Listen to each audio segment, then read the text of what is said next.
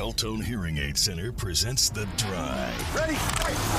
The Drive. Elmore deep, left side three is good! From 30 feet, John Elmore! The Drive with Paul Swann. Welcome in. It is the Thursday, October 18th edition. Your drive begins now on ESPN 94.1 FM and AM 930. It's been a couple of days. We had baseball the last couple of days preempting us, so we're back and ready to go. Back on a Thursday, too. That means I get to talk football. How else would I start my NFL week? Well, if you're not starting it with Joe Bartel from RotoWire.com, you're just not starting it right. So here he is, Joe Bartel, RotoWire.com. He's here to salvage your fantasy football team, or in my case, try to help me make sense of a world after a Steelers win over the Bengals. How you doing, Joe?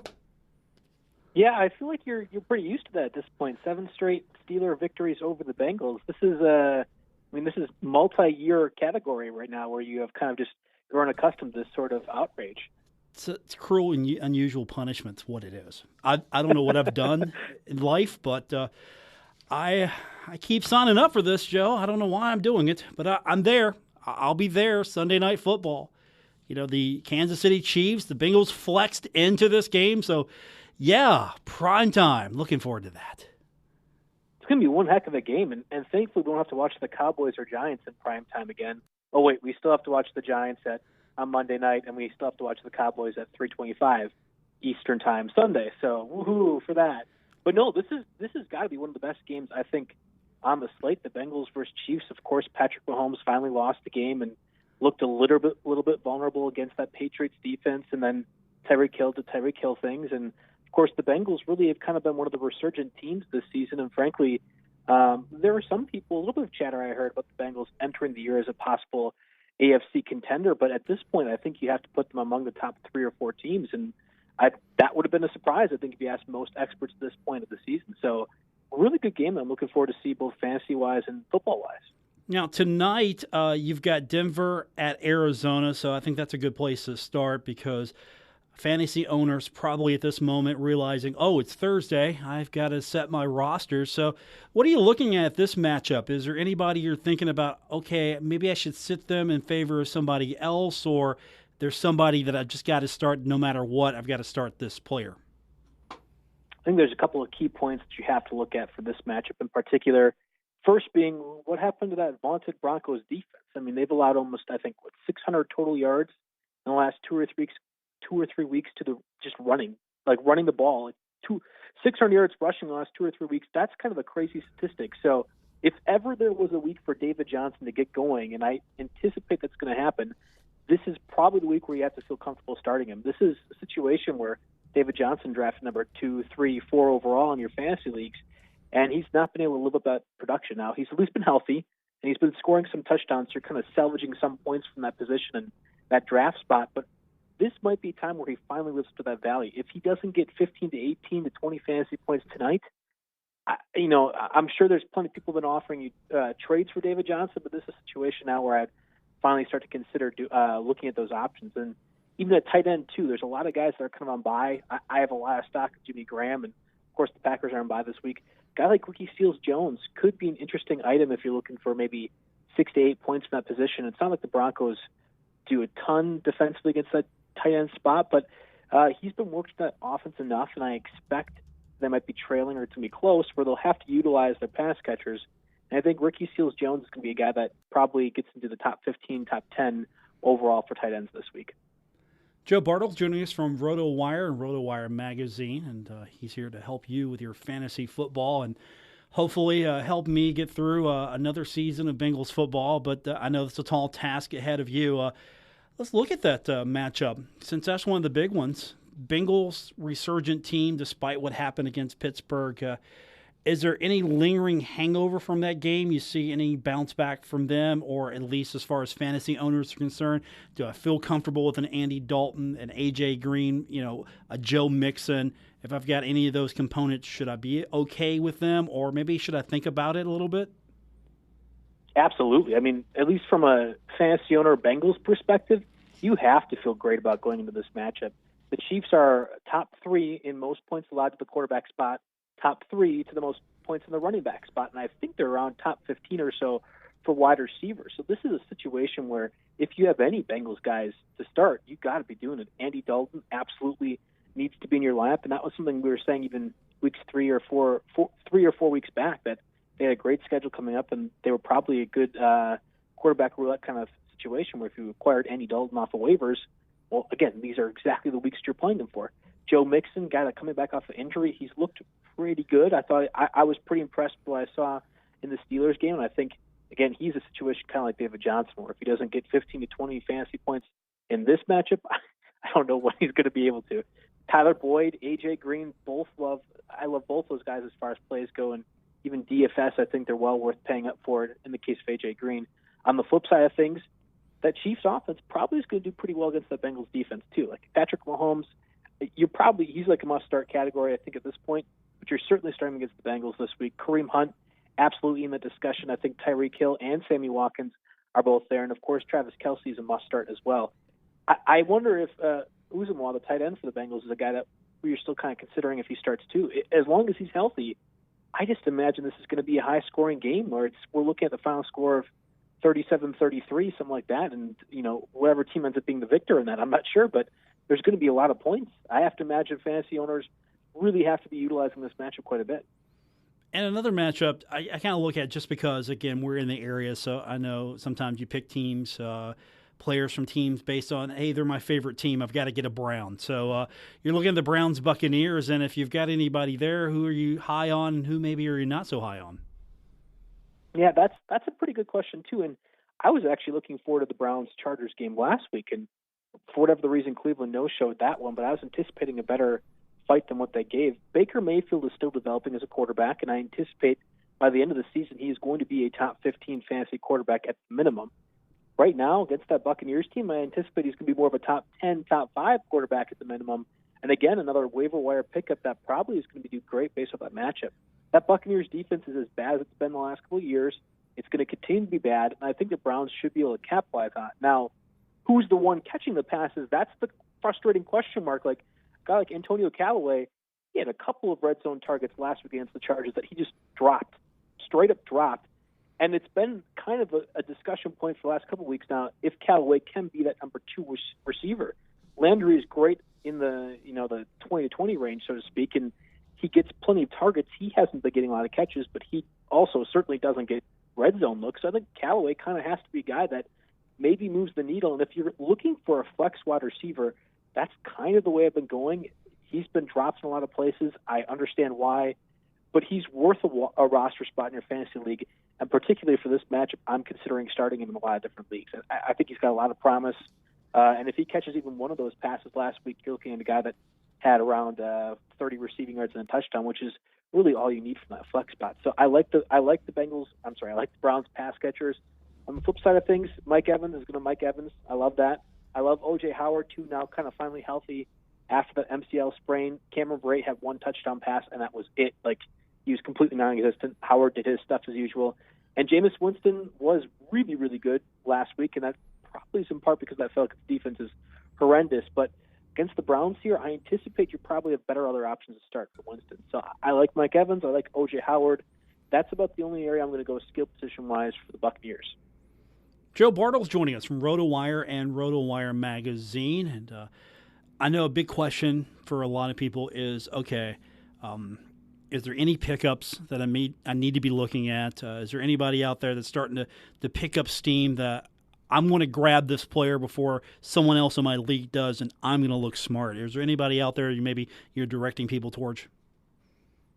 Yeah, I haven't really seen so much pickup-wise this week. Really, in most of my leagues, it's been more about bye weeks. I mean, this is a situation where you're losing a couple of key teams, and you're sort of just trying to fit in the pieces and make things work. It's going to sound really stupid, but Eli Manning actually makes a lot of sense if you are in desperate need of a fantasy quarterback. I mean, our headline on the RotoWire site says, Eli Manning tests the theory of start any quarterback against the Falcons. And that's a very funny headline to me, and it's also entirely true. I mean, if you had started every quarterback against the Falcons this year, I think I read somewhere that would be the number 2 fantasy overall quarterback through 7 weeks.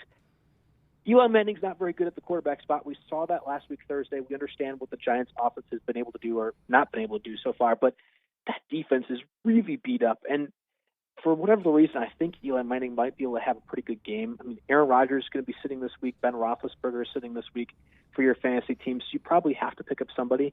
And if you weren't planning ahead, maybe Eli Manning, a guy that's been dropped and has struggled recently, is a place that you'd probably pivot towards. But again, not a lot of like, oh yeah, this guy is really an up-and-comer or a riser that I'm looking to pick up. It's more about based off the bye week matchups, so to speak. Is this a good time also to start shopping around for next week and the week after that? Because as maybe the inexperienced fantasy football player trying to fill their roster, oh, I need a quarterback, I'm going to swap, drop. Are you seeing any of that, or is that something I'm just thinking that happens with noobs who think, okay, I got to get a quarterback, I got to drop this one to get this one? What are you seeing? Oh, absolutely. I mean, frankly, you shouldn't be in a position where you're worrying about having to pick up a quarterback the week of, but life happens. I mean, I'm in 8 different leagues, and there are certain situations where I'm still like, oh man, whoops, that was a late injury scratch I wasn't prepared for. Okay, here's something I have to pick up. I actually like to play the kicker and defensive roulette game a week ahead than I normally do. It sounds strange, and maybe just because of playing with a lot of other experts, and we kind of all know the same knowledge and information, but you look at that Colts defense right now going against the Bills, who are going to be starting Derek Anderson of all quarterbacks. Obviously, that's going to be a hot pickup spot, and frankly, it might be a situation where somebody already wasted a high waiver spot to acquire that Colts defense.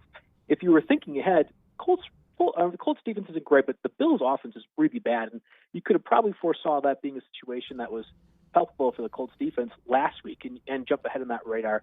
I actually, and again, I'm going back to this, sounds really stupid, but I picked up the kicker for the Bengals, Randy Bullock, based entirely off of this matchup against the Chiefs, knowing it was likely going to be high scoring. I have Mason Crosby in a lot of different places. You're not going to be able to play him this week again because of the bye.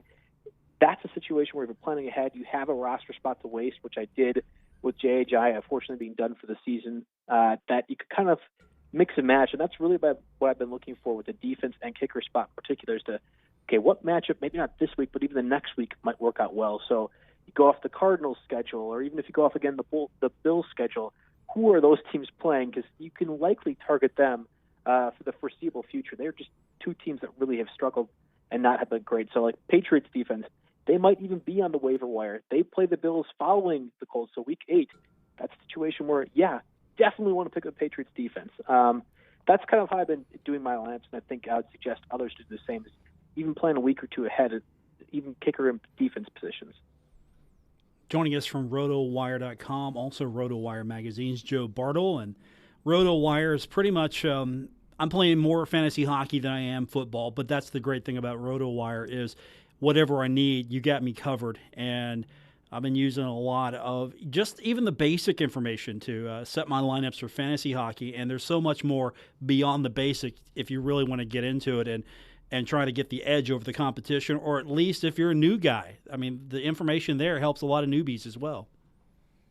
Yeah, and I go back to the football for a second, and even like the weekly ranking stuff that Jeff Erickson puts out, does a great job with it. He'll highlight top players, have them organized based off of who should start over this next person down the line, all 32 quarterbacks, 65 flex players, 60 receivers, yada, yada. But he also has little nuggets in there like, hey, okay, this player might be hurt, didn't practice Wednesday or Thursday, check back in, and it's updated daily. I mean, that's you talk about just helping up a newcomer. That is such one of those things I just love quite a bit about RotoWire, that there's these tools out there like the defense positioning stuff, or even the weekly rankings too. And you can check out the starting lineups that tell you the over-unders for things, and even the weather aspect too, which I, especially as we get closer to the November, December months, keeping tabs of the weather and what's supposed to look like throughout the week is always a huge thing too. So there's a lot of different things, football, basketball, baseball, hockey, that RotoWire's got you covered when it comes to fantasy stuff.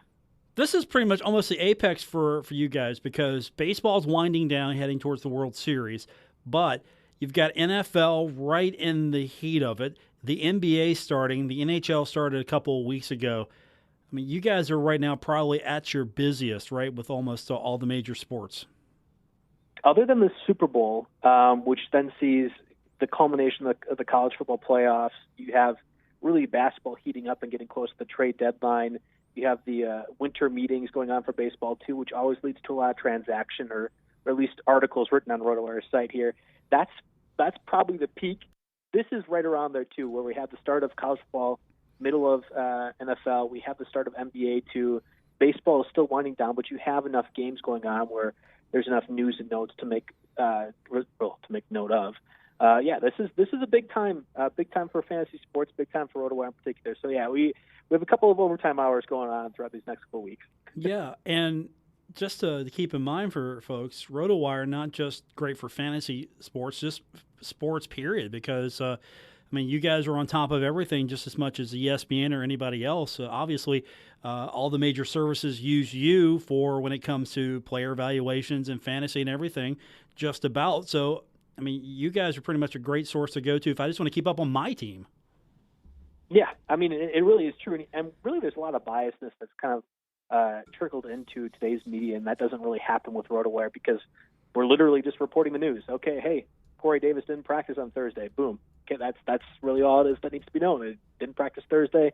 We'll see if he practices Friday. And that's just an easy stuff. And you can get text updates. Now, I'm not very tech savvy, despite what my age would indicate. But you can get text updates on your players and on your fantasy team or even just your regular team through the RotoWire app as well. And it's something that I know a lot of my coworkers end up utilizing a bit, and it works out really well. If you don't really have the time to be searching through some of that stuff, just being able to see, oh, hey, the Bucks beat the Hornets 113-112. Great, fantastic. Giannis had a double-double. Cool. Okay, but that stuff is always really handy to know, especially when you're just an all-encompassing sports guy like I am myself. Yeah, and I guess I love the fact also that with gambling now being accessible to more, and I don't have to just fly out to Vegas to get my fix. If I just want to throw a buck on FanDuel, you guys have got something for everybody. So you want to help me out with my daily fantasy as well. And I tried a free daily fantasy, and I was sitting there thinking, man, I should have used RotoWire because I didn't do so hot.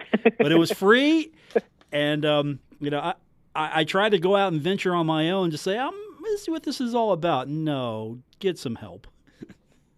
You know what? And that's the great thing, that if you were trying a free one and you just kind of dabbling in the DFS aspect, we have a DFS tools tab where you can just click lineup optimizer and click whatever one you're on, whether it is FanDuel, DraftKings, Yahoo, generate NFL lineup, generate hockey lineup, whatever it is, and they put one out there for you.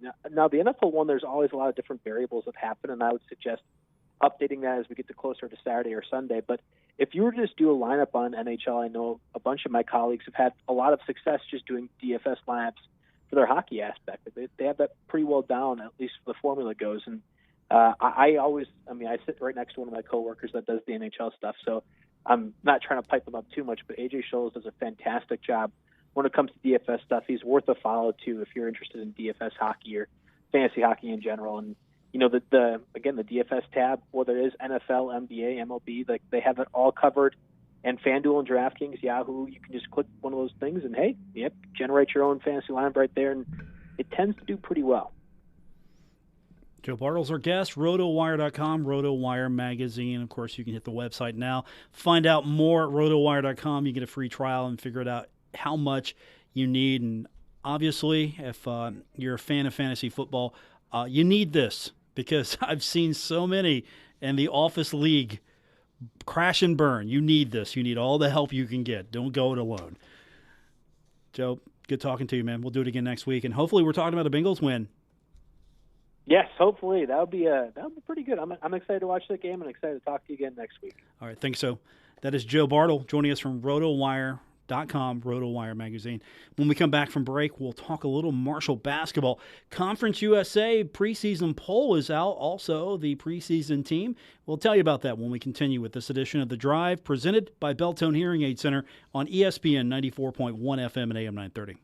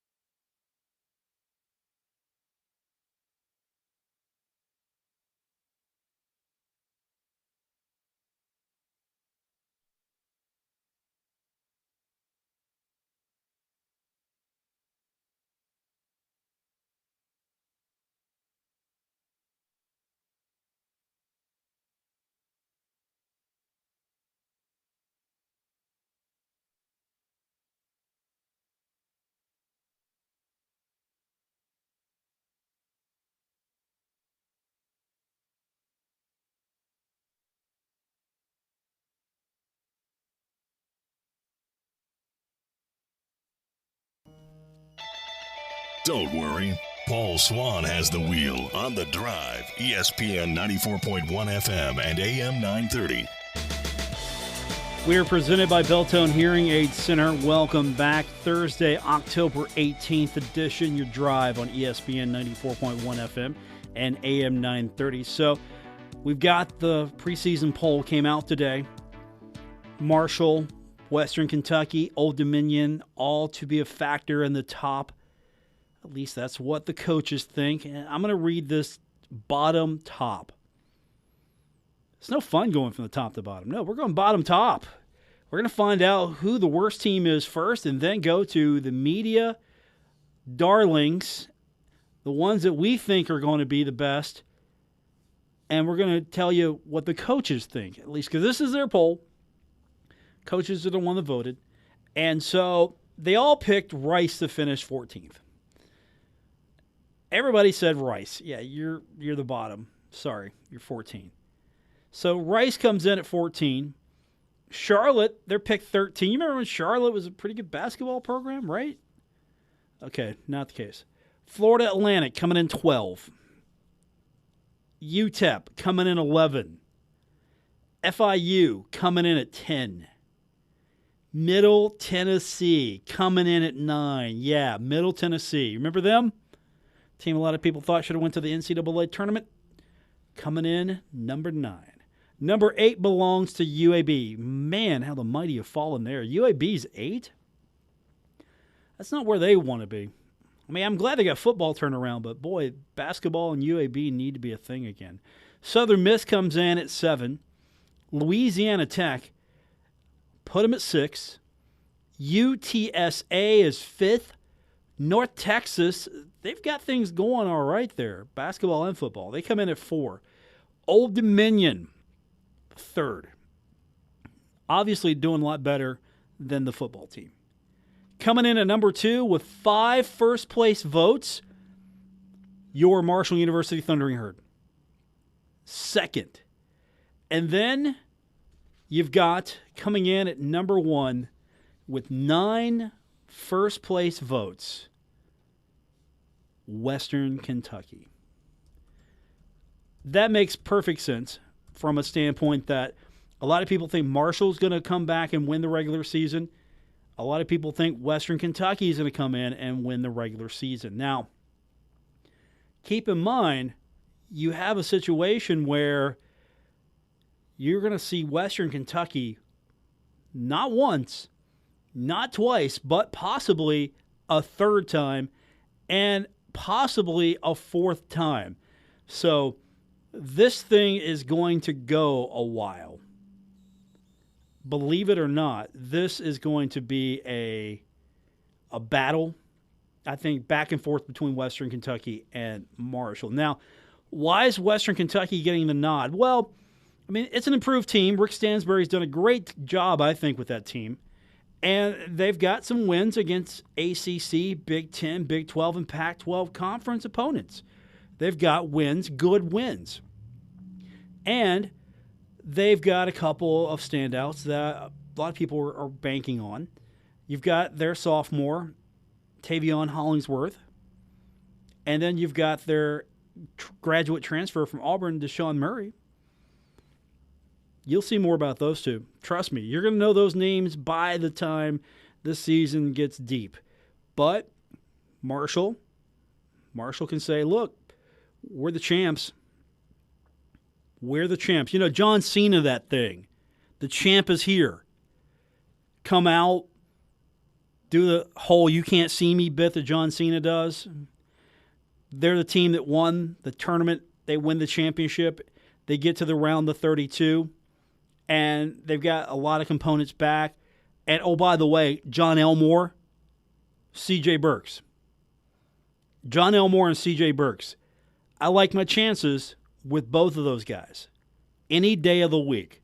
In Conference USA, what more does John Elmore have to do? Thankfully, made the preseason team. Him and C.J. Burks on that team. John Davis from Charlotte. Daquan Bracey from Louisiana Tech. Of course, Elmore and Burks. Roosevelt Smart, a good player, North Texas. Caver from Old Dominion, Ahmad Caver. BJ Stith from Old Dominion. Zach Bryant from UAB. Jackson from UTSA. Hollingsworth and Murray, of course, for Western Kentucky, all make the list. So that's your preseason team. That's a pretty good team, actually, preseason-wise. Good spread. I think you get the top teams there, and you should because they've got the best right now until otherwise proven. But I'm okay with this list. Marshall's getting some love from some. Western Kentucky's getting a little bit more love. Old Dominion's right there, North Texas. So that could be a fair preseason evaluation of what it's going to look like, because once they lock the seeds and you play into the pod here where you're going to play the other 4 seeds that are locked into that tier, you've got a situation where Marshall can improve its stock or its stock goes down. And by that point, you're playing the better teams in Conference USA to really improve your overall rating. You're playing better opponents. And then you hope to get through the conference tournament. I'm interested to see how this truly works out, but I'm not going to put too much stock in the regular season because really all it means is order a finish in for the tournament seeding. Got to win that thing to get to the NCAA tournament. So when it's said and done, the tournament means more. I mean, great, you're number 2 in the preseason poll. That means a lot of people are expecting a lot of things from you, but it means nothing if you don't go out and play. That's it. That's all you need to know. Number 2 in the preseason. But if I'm John Elmore, I'm sitting there thinking, I got to ask him this. Like, okay, you're number 2. Marshall's picked number 2. What do you think? I want to ask him this. I don't want to put words in his mouth. But I know John might look at this and go, okay, 2. All right. We'll see about that. And just go out and put it on the court and prove I'm right or prove I'm wrong. That's what I love about that kid. He goes out there and doesn't talk trash. Lets his game do his talking for him. Doesn't worry about these things. Just files it away. Like, okay.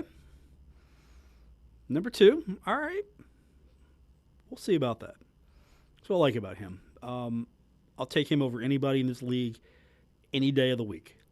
Anybody in this league, I will take John Elmore over them any day. You know what? C.J. Burks is almost at that level as well. I'm good with Marshall, with Elmore and Burks. I'm taking those 2 over anybody else on this list. And they've been together a little longer now, so I'm going to like their chemistry a lot more. And I like the fact that they've been really smart about how they have gone about evaluating themselves for the NBA. And by the way, I hope to know more about this down the line because there's still a lot of questions to be answered how this is going to play. But starting in the summer of 2019, the G League is going to offer select contracts worth $125,000 to elite prospects who are at least 18 years old, but they're not eligible for the NBA draft. So what's going to happen is the G League is going to target these kids, these either recent or would-be high school graduates who would have spent like maybe a year playing college basketball. You know, an O.J. Mayo. So they're going to target the O.J. Mayos of the world. Remember, he went to school for 1 year, and then we all knew he was heading for the NBA because he had to go to school 1 year because they wouldn't take him. So here it is. You've got a situation where now the G League might be recruiting. Now, they're not going to go after kids who are already signed. I know that much.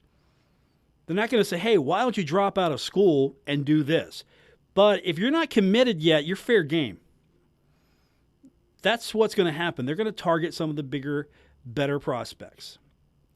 And you're going to get a big salary, and you're going to be part of the NBA.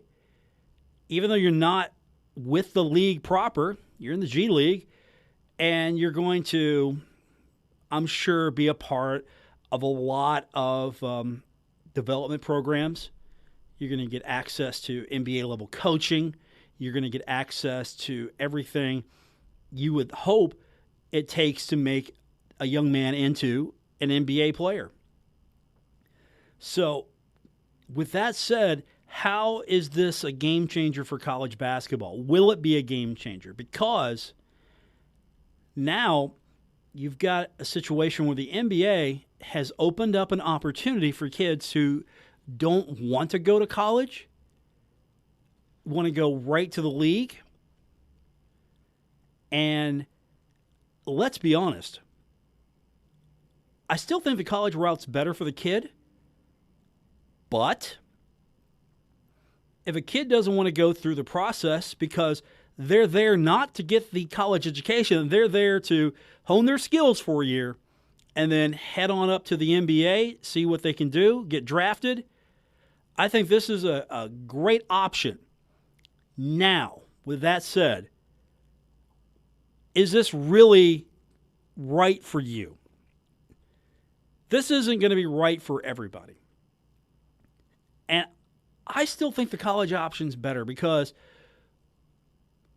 who's going to win between what the NBA G League can offer you and the University of Kentucky? I'm putting my money on the University of Kentucky because their facilities are probably on par, if not better, than most G League teams. Most NBA organizations, the Kentucky Wildcats have probably got it better. Also, say you're one of these kids. Wouldn't you rather be the big man on campus at Duke, Kentucky, North Carolina, Kansas? You're going to be big man on campus. And if you're in the G League, guess what? You're bussing, baby. You're bussing. It's minor league. You're bussing. Not charter flying you. No, you're bussing. Get ready. You're going to be bussing. Yeah, you're big time, huh? On that bus. If you play for the University of Kentucky, guess what? Flying. Charter. You're staying in the best hotel. You're getting the best travel options. You're a rock star. And if you do something really special, they'll build a statue to you years from now. You're big time, baby. You go to the G League. Oh yeah, I got a paycheck for $125,000. Yeah, okay, that's great. 1 year. 1 year. Take the college route. Take the we're talking 1 year. Take the slower route is my recommendation. Kids are going to do what they think is best, but honestly, on the flip side of all this, I think it's a great option for kids because now they have choices. Now they have an opportunity to do what they think is best for them. And let's all be honest. For a lot of these kids going to, say, Kentucky, going to Duke, we all know it's a sham anyway. They're playing 1 year. They're one and done. One and done. That's how the system works these days. More on the way. It's The Drive, ESPN 94.1 FM and AM 930.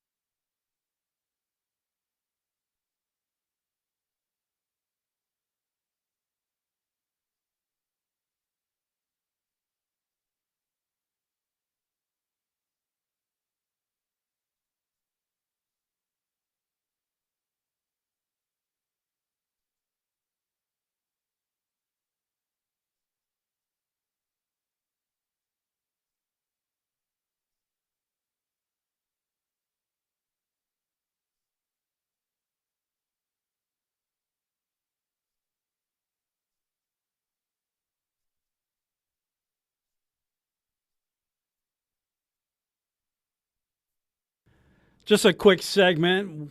Went a little long. That's okay. Good stuff so far. Maybe tomorrow, if we've got time, I've got a couple of interviews we're going to play from player interviews earlier this week at Marshall. I've got so much content. You might hear it tomorrow. You might hear it on Twitter. So all you have to do is find me on Twitter at Paul Swann.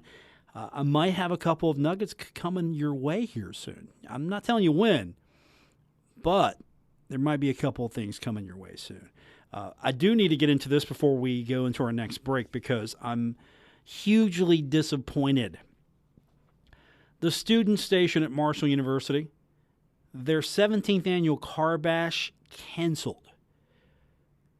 Homecoming opponent this week is FAU, and if you want to take your frustrations out on FAU, the car bash has been there for you for 17 times now.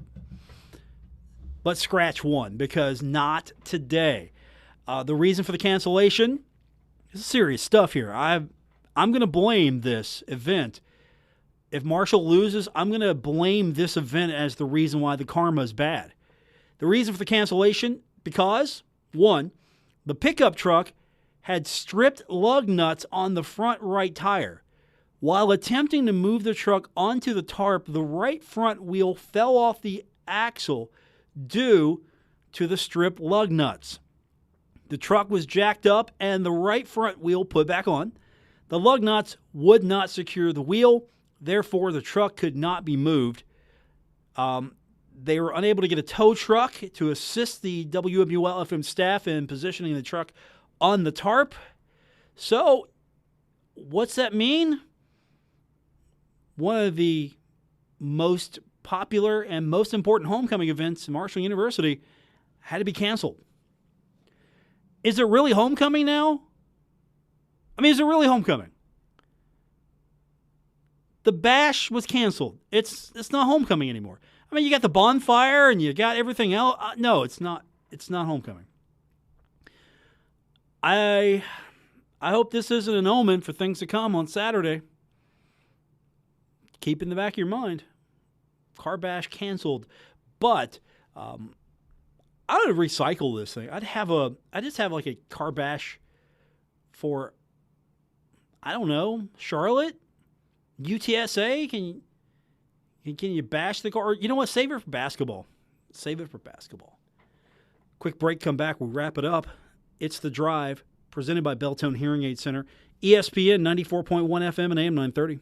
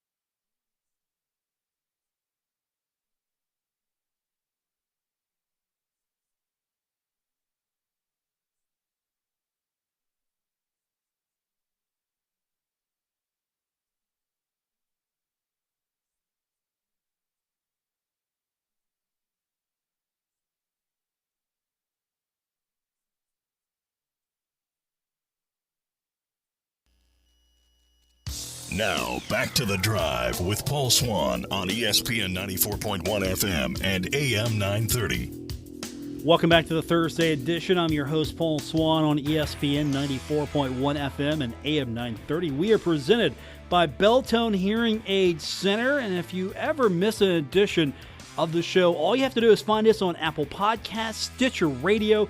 We're on TuneIn. You can go to our website as well, WRVC.com. Listen to the show there. So you've got several options. Wherever you get your podcast, you'll find us. If you can't find us, request us, and I'm sure you'll get on to your favorite app or your favorite service quickly. But start with Apple Podcasts, Stitcher Radio, always great.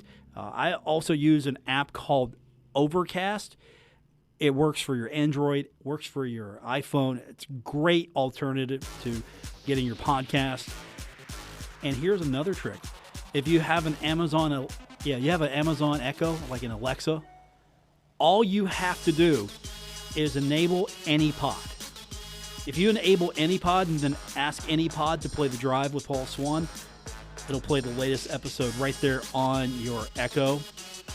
All versions, it works. It's a great app. Try it and tell me what you think. That's going to do it for this edition. I want to thank from RotoWire and RotoWire Magazine, Joe Bartel. Also our producer tonight, Gabriel Sellers. Back tomorrow. We'll do it all over again. It's the Friday edition of the show. High school football to talk about. Marshall taking on FAU. We've got the whole list of things to get to tomorrow to get you ready for your weekend. Bengals football as well. So it's going to be a busy football day tomorrow. Looking forward to it. Until we talk again, good night, everyone. WRVC Huntington, W227BS Huntington, ESPN 94.1 FM and AM 930. Huntington Sports Station.